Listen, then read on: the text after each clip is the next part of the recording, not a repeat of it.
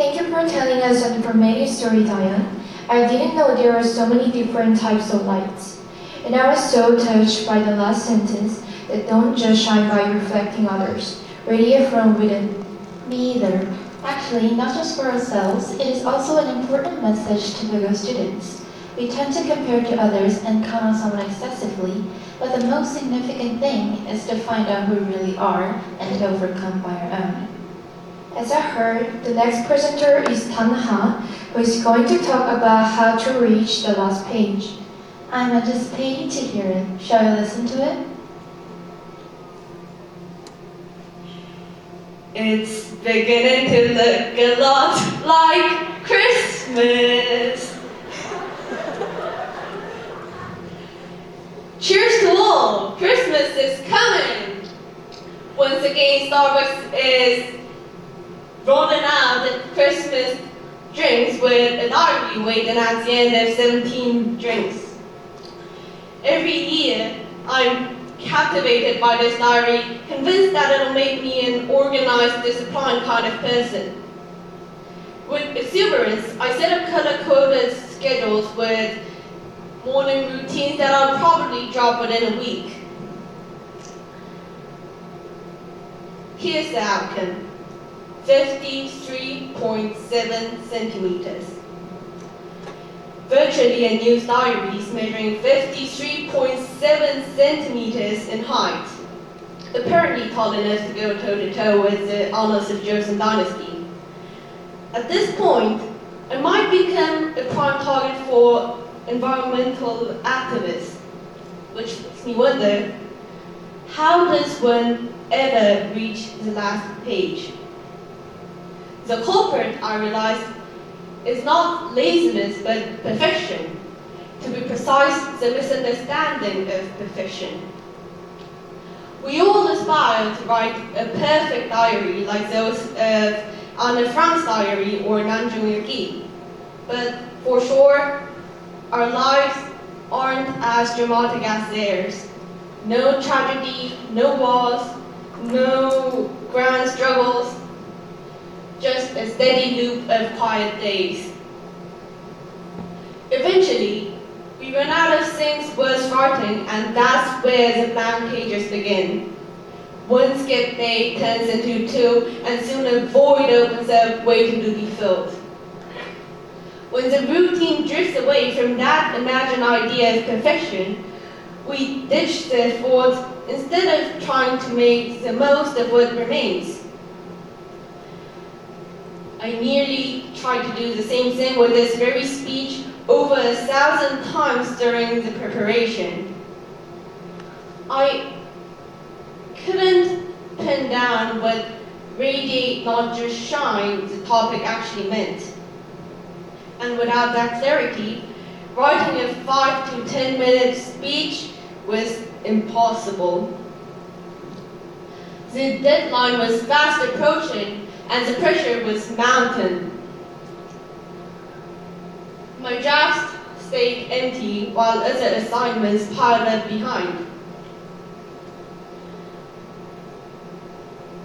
I didn't want to squander my time onto something that might still fall short of perfect, despite all the effort.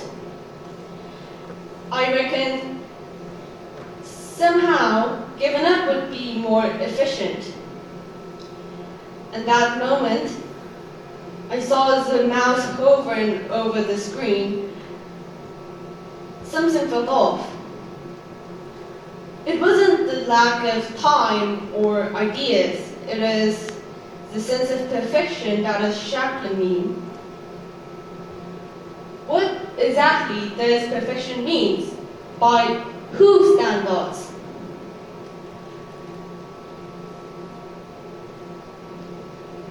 First, let's look at the difference between radiating and shining. To shine is to be bright. It's a state that is defined by how much light is visible. Here's a light bulb, which obviously shines, but to radiate is different. It is to generate brightness. By now, the former bulb apparently no longer shines, yet it still radiates because it continues to give off light. The essence of radiating is in the act itself, regardless of its surroundings. And that's what perfection really is. We misunderstand perfection as shine, something that stands out, which only exists next to an inferior counterpart.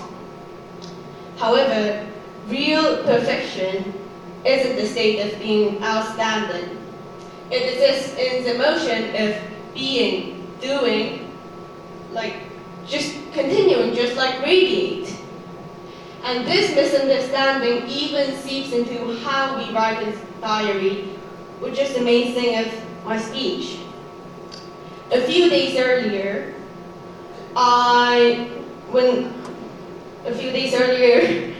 while cleaning my room, I stumbled upon my kindergarten diary. The handwriting was quite questionable, but somehow, I don't know how, but it did reach the last page. The first page went like, 2015, today is Monday, October 12th. Yesterday night, I couldn't sleep because it is so hot. I tossed and turned and scratched, so I couldn't go to sleep. Honestly, I hadn't even got where to start with this one. For one thing, if it's about yesterday, it's not a diary for October 12th at the first place. Okay. Let's keep on going. A few pages later, with this chaotic drawing, it is written, if a killer whale and a great white shark fight, the great white shark will win because the great white shark will eat him when the killer whale breathes air. What? I'm pretty sure no shark fights happened that day. 5-year-old me was writing a marine magic analysis instead of a diary. Both don't quite match those diaries we commonly think of as diary. Because the Orthodox diary, deeply rooted in our minds, starts with today I and recounts what happened that day. However, the dictionary defines it far more broadly. It defines a diary as a record of daily experiences or of thoughts and feelings, according to a Cambridge dictionary. Literally, a diary doesn't have to recount what happened today.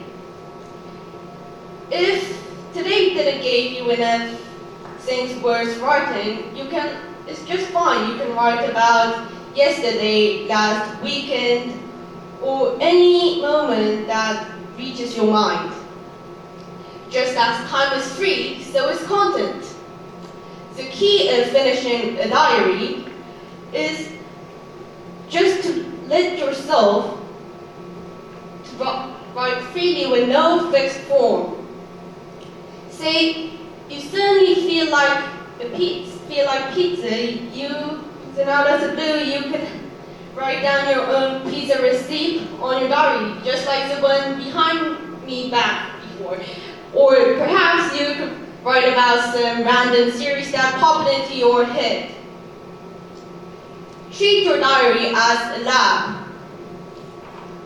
a place to show up those stray, ridiculous thoughts that crosses your mind.